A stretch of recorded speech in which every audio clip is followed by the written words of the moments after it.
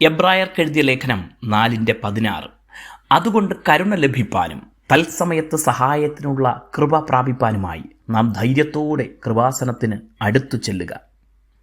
ദൈവം സ്വർഗത്തിൽ തൻ്റെ സിംഹാസനത്തിൽ ഇരിക്കുന്നു എന്ന് പറയുന്ന പല വാക്യങ്ങൾ കാണാം. എന്നാൽ ആ സിംഹാസനത്തിന് ദൈവത്തിൻ്റെ പദ്ധതികൾക്കനുസരിച്ച് അവിടുന്ന് പ്രവർത്തിക്കുന്ന രീതിയെ കാണിക്കാൻ പല പേരുകൾ കൊടുത്തിരിക്കുന്നത് ശ്രദ്ധേയമാണ്. നീതിയുടെ സിംഹാസനം, സ്തുതിയുടെ സിംഹാസനം, തേജസ്സിൻ്റെ സിംഹാസനം, മഹാവെള്ള സിംഹാസനം എന്നിങ്ങനെ പോകുന്നു അവ.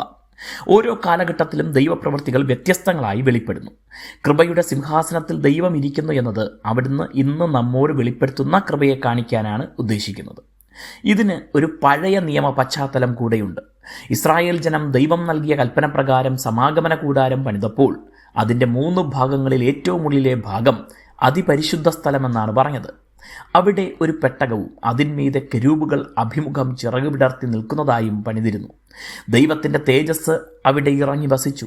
ഈ പെട്ടകത്തിന് കൃപാസനം എന്നാണ് പേര് നൽകിയത്. എന്നാൽ ഇവിടെ വർഷത്തിലൊരിക്കൽ മഹാപുരോഹിതന് മാത്രമേ പ്രവേശിക്കാമായിരുന്നുള്ളൂ. ദൈവത്തിൻ്റെ അടുക്കലേക്ക് അടുത്തു ചെല്ലാൻ പരിമിതി ഉണ്ടായിരുന്നതിനെ ഇത് കാണിക്കുന്നു.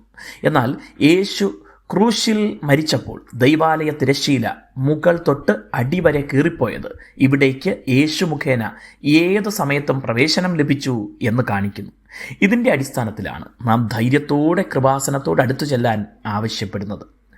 അടുത്തു ചെന്നാൽ കരുണയും തക്ക സമയത്ത് സഹായത്തിനുള്ള കൃപയും പ്രാപിക്കാമെന്ന് ഇവിടെ കാണുന്നു. ദൈവസന്നിധിയിലേക്ക് നാം കൃപയാൽ അടുത്തു ചെല്ലുമ്പോൾ നമ്മോട് ദൈവത്തിന് കോപമല്ല, കരുണയാണുള്ളത്. തള്ളിക്കളയുകയല്ല, സഹായത്തിനുള്ള കൃപ തരികയാണ് ചെയ്യുന്നത്. ആകയാൽ എല്ലാ ദിവസവും ദൈവത്തോട് അടുത്തു ചെല്ലാൻ മടിക്കരുത്. ഏതു സമയത്തും അടുത്തു ചെല്ലാമെന്നതും മറക്കരുത്. അവിടുന്ന് ഉറപ്പായും സഹായം നൽകും.